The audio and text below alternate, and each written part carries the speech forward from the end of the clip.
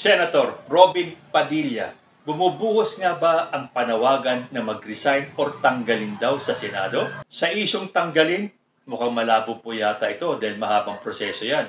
Pero ang panawagang mag-resign si Senator Robin Padilla, wala pa po yatang senador na nag-resign sa pwesto.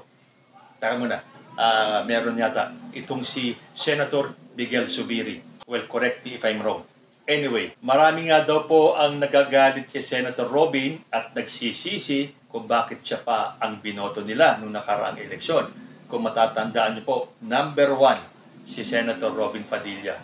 Na siguro kung ngayon gaganapin ang eleksyon, makapasok man siya, hindi na po siya magna-number 1. Ito po kasi ay nag-ugat dun sa mga binitawan niyang salita kung bakit kino-question niya yung presensya ng US planes diyan po sa West Philippine Sea. Noon naghahatid ng supplies ang ating Philippine Coast Guard sa BRP Sierra Madre at meron pong umaaligid na US plane na kung tutuusin, nasa teritoryo naman natin. So bakit questionin ni Senator Robin kung bakit may American presence diyan sa West Philippine Seas?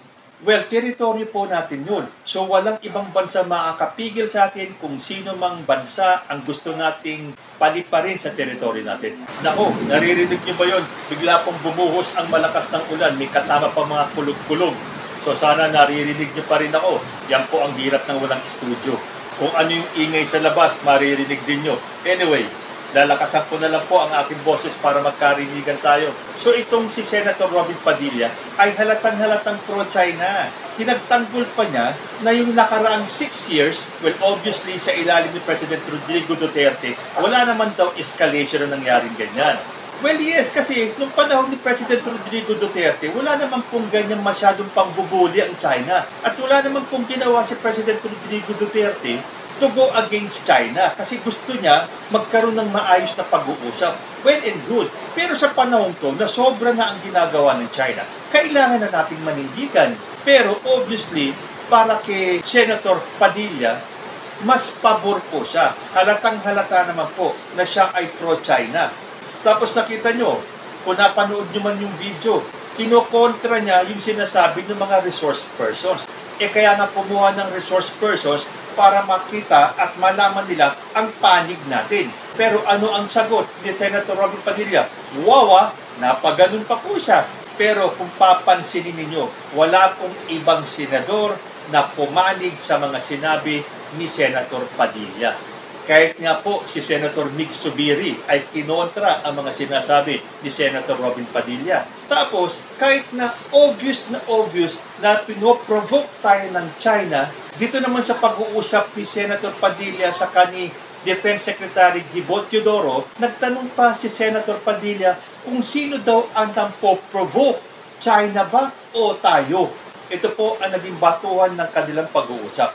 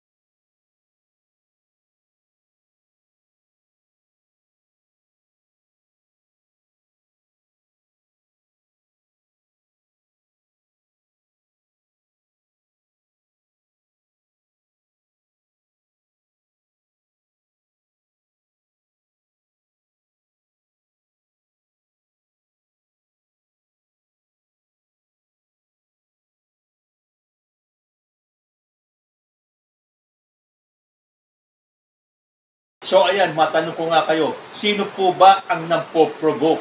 China o tayo? Parang ang gusto pang palabasin ni Senator Robin, Pilipinas pa ang nampo-provoke. Itong liit ng bansa natin, tayo pa ang mampo-provoke sa napakalaking China. Kundi ba naman obvious na obvious itong si Robin Padilla. Kaya nga, nung inutos ni President Bongbong Marcos na tanggalin yung mga floating barriers dyan sa Bajo de Masinloc, ano kaya ang naging reaksyon ni Senator Robin Padilla? Aba, biglang kumambyo si Senator Padilla. Nag-iba yung ihip ng hangin. Sabi po dito sa Politico, Senator Robin Padilla is calling on the Usizero and KSP or kulang sa pansin individuals to zip it and let President Ferdinand Marcos Jr. handle the issues related to the West Philippine Sea. According to Padilla, critics should just let the President do his job. Natatawa pa habang binabasa ko ito eh. According to Padilla, critics should just let the President do his job, considering he manages the country's foreign policy. The senator made the call after the Philippine Coast Guard removed the floating barrier installed by China's Coast Guard near the Scarborough Shoal. The removal of the barrier was made upon the orders of the President. So sabi pa ni Robin Padilla, let our President do the talking and walking. Trabaho ng White Ship ang law enforcement sa karagatan. Kaya shut up na muna ang mga Usizero at KSP. O, bakit hindi ito kinwestiyon ni Senator Robin? Sana kinwestiyon niya kung bakit pinaalis yung floating barriers tulad ng pag-question niya kung bakit may American presence dyan sa West Philippine Sea. Well, siguro, dahil sa dami ng batikos na inaani ni Senator Robin, bigla siyang kumambyo. Tapos sasabihin pa niyang, shut up daw muna yung mga Usizero saka ang KSP. Yung pong mga natatanggap na batikos at komento ni Senator Robin ay sagot lang po dun sa kanyang mga pahayag. So bakit natin sisisihin yung mga Usizero at saka yung mga KSP kung sila man ay magkomento sa mga sinabi ni Senator Robin na marami sa kanila ang nagsasabing nagsisisi na daw sila at ibinoto pa nila itong si Senator Robin Padilla. Pero ngayon po, bumabawi naman na si Senator Robin eh. Aba, kailangan po niya talagang bumawi kung gusto niyang maibalik ang tiwala ng taong bayan, lalo na yung mga bumoto sa kanya. At para maalis sa isipan ng taong bayan na itong si Senator Robin Padilla ay pro-China. Kasi dalawa lang naman po yan kasi eh. Sabi nga sa Biblia, you cannot serve two masters. It's either you are pro-China or you are pro-Philippines. So, doon sa panawagan na mag-resign si Senator Robin, wag, bayaan po natin siya. Nandyan na po siya, nakaupo na siya eh. Para po makita natin at makilatis natin muli itong si Senator Padilla. Para sa mga susunod na eleksyon, matuto na po tayo. Hindi porke sikat at malaking artista ay iuupo na natin agad sa Senado. Pero hindi ko po nilalahat-lahat ng artista ha. Meron naman po tayo mga artista talagang brainy at may maiaambag sa ating gobyerno. At sana, yung mga artista na gustong pumasok ng public service ay mag-aral muna. Hindi po pwedeng gawing learning ground. Yung kapag ikaw ay naupo na ay saka ka palang mag-aaral ng mga batas o ng mga galawan sa gobyerno. So kayo po, ano ang masasabi ninyo dito sa ating number 1 senator na si Senator Robin Padilla? Comment lang po down below and I will see you next time. Peace.